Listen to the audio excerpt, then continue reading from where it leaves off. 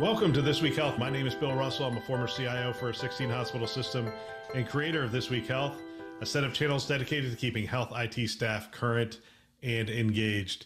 Today, we have an interview in action from the 2023 Spring Conferences, Vive in Nashville and HIMSS in Chicago. Special thanks to our partners, CDW, Rubrik, Sectra, and Trellix for choosing to invest in our mission to develop the next generation of health leaders. You can check them out on our website, thisweekhealth.com. Now, on to this interview. All right, here we are from HIMSS 2023 out of Chicago, and I'm joined by Roeland Pelgrims and Sarah Thomas. A little easier with Thomas, I appreciate it. Roeland, where are you in from? I'm from Belgium. Belgium. Co-founder and CEO of Nobi, and in the US, we're based in New York. Fantastic. Well, tell me a little bit about Nobi. Nobi is a smart lamp company. Its mission is to allow elderly to live happy lives in comfort, dignity, and safety. And we do that by technology that is about fall detection, fall prevention, fall prediction, lifestyle monitoring, and much more, but hidden in a design object, so that it's not only part of care, but also very much part of our life. I'm excited about this topic. My father-in-law came to live with us before he passed away. He lived with us for about 3 years, and we were jerry-rigging all this stuff. We put an Amazon device in his room, almost like a baby monitor, so we could connect with him and that kind of stuff. But this space seems to be really evolving and really moving fast. Sarah, I mean, how is this being used? So, we've been looking at ugly technology for a long time. That is the other problem. And I'm an AgeTech expert. I've been in this field for over 20 years, and I'm so glad that things like Nobi are finally hitting the market where you can not sacrifice function and at the same time have style and grace and beauty in the design.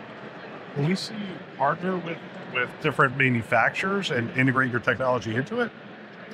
We are a pretty open company, so we believe that the age of closed systems is really behind us. Any successful solution today needs to be willing to partner with anyone else that has the same ambition to improve quality of life of elderly. So we are extremely open and we connect with anything, everything. So smart scales, thermometers, blood pressure, etc. We take in all that data and we deliver it in any platform that can help elderly. Whether it is a patient health record, etc., or a care management systems, we're open. As I was thinking about it, living in Naples, Florida, there's a lot of, I think our average age is 65 to 75. A lot of those people in Naples will have money. So they will go to a designer and say, hey, design my house, and those kind of things. And so they don't really want to sacrifice form for function. I mean, I know they're getting older and whatnot, but that sort of comes up on people. It's not like they all of a sudden say, all right, take out all the nice stuff I have, put this stuff in. And so I could envision people saying, I want the really nice stuff, but I want your technology in there to either take care of my parents, trying to take care of somebody, or even a facility that has those things. Are those the kind of organizations you're looking to talk to? Absolutely, and you're absolutely right. We shouldn't be asking people to choose and to sacrifice beauty if they desire functionality. And there is actually no reason to ask people that. It's just a habit. The care industry is not used to design being part of their way of thinking, and it should be. It's a huge group of consumers that deserves to be taken serious, not only as a patient, but also as a customer. And that's, I think, the shift that we are seeing now, very exciting in AgeTech, where design starts being front and center. And it's not a choice, it's a combination that you need to make. So your consumer, obviously, could be the patient. It could be, what are some of the other consumers in Europe? Like in Europe, we are mainly installed in nursing homes, memory care, etc. So there we have, of course, the residents themselves that see Nobi mainly as a lamp, because 99% of the time, it's just a lamp. Only when you are in need, it will start communicating, it will alert, it will intervene. But for caregivers, it is basically a tool that helps them to get much more stuff done in much less time. I'll give you one example. At night, we will open doors to visually check if everything is okay in a memory care facility. That's a lot of labor, but also a lot of sleep hours that get disturbed by unwanted interventions. We shouldn't be doing that. Technology can do a better job at monitoring, much less intrusive, and then we free up time with these people so that they can do what they do best, which is delivering care and not checking up on people. So it's a combination of functionality for residents and cost savings or operational efficiency for caregivers. How do you detect faults? Is it a camera? We have optical sensors in there and we have sound. These are the two things that we work with. So how does it work? We have an optical sensor that takes images. On the land, because privacy is crucial, on the land we immediately translate these images live in real time into stick figures, abstract stick figures, and our AI analyzes these stick figures. And only when the AI sees this stick figure has behavior that is worrying, only then we open a connection to whoever is in your circle of trust. So in an institution, that will be the dashboard of the nurses. At home, that may be your neighbor, your son, your caregiver, that gets a phone call, a cell phone, and then talk via the lamp to the person in the room to reassure them for first diagnosis. And then when help arrives, we connect with a smart lock to open the door so that we don't lose time. So basically in the core we have vision and we have sound, but we immediately anonymize it on the land so that we can guarantee privacy.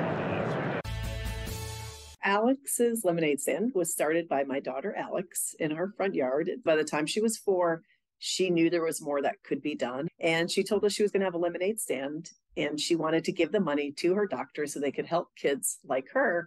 It was cute, right? She's going to cure cancer with a lemonade stand. Like only a 4-year-old would think that.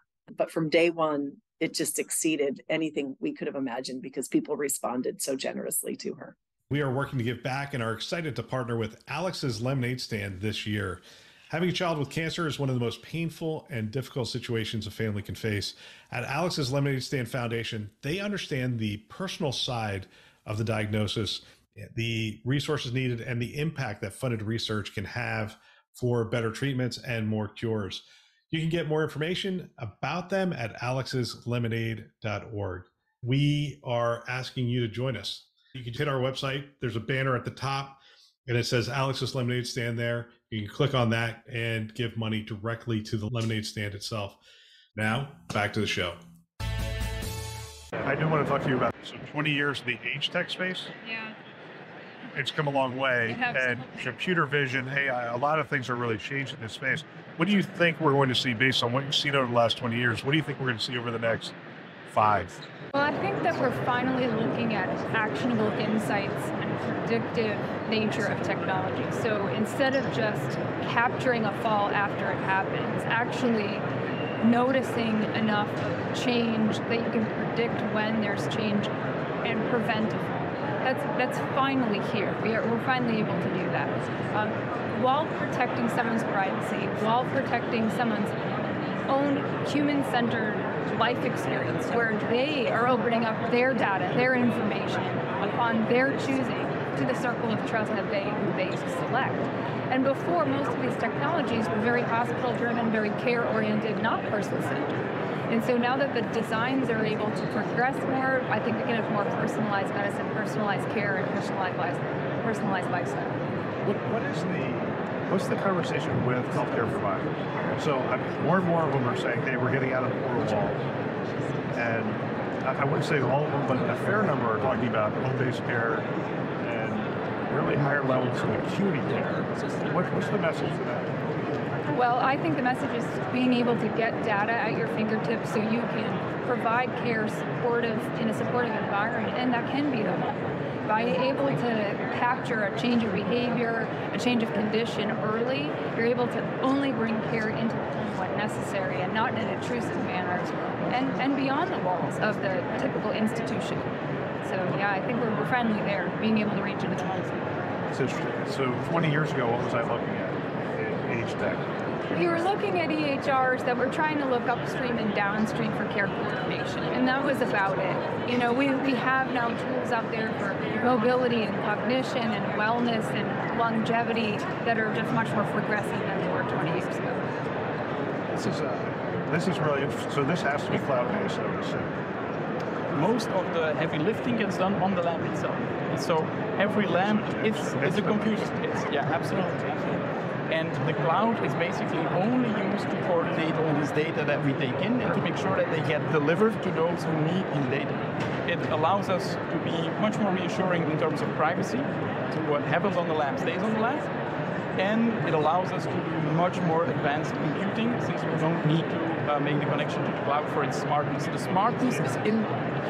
And then if you're looking at something before, you asked about 20 years, I mean, think about all of the wearables that we had that was this cowbell mentality of, let me tell someone where I am at any moment. You know where they ended up? On the bedside, no one was wearing it. So if you're able to look at ambient sensing and two-way communication in through your home, you're now looking at truly connected, healthy, connected care. I have a drawer in my desk that is the graveyard of wearables. Because early adopter, I want to try this, try that. And all of them left me wanting at the end of the day. And really what I want is a health partner. I want somebody to come alongside me, monitor some things, and help me to be healthier. And I like the passive nature of this. It's not like they have to do this, sync it, whatever. It's there. It's where they Absolutely. live. And we go extremely far in that idea.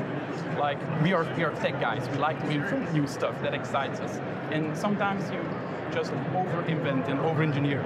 So in our first generation, we had made a Nobi switch, which was incredibly funky and incredibly cool.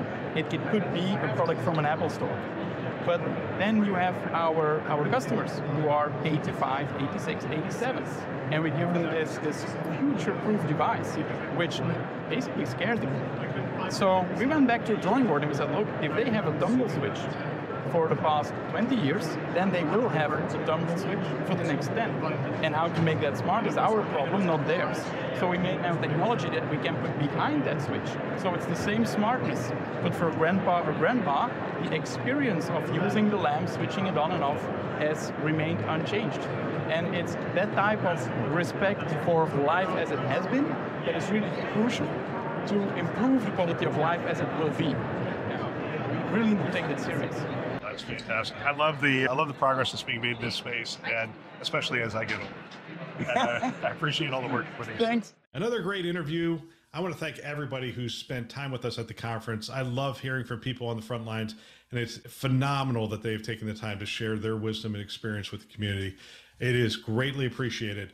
We want to thank our partners, CDW, Rubrik, Sectra, and Trellix, who invest in our mission to develop the next generation of health leaders. Thanks for listening.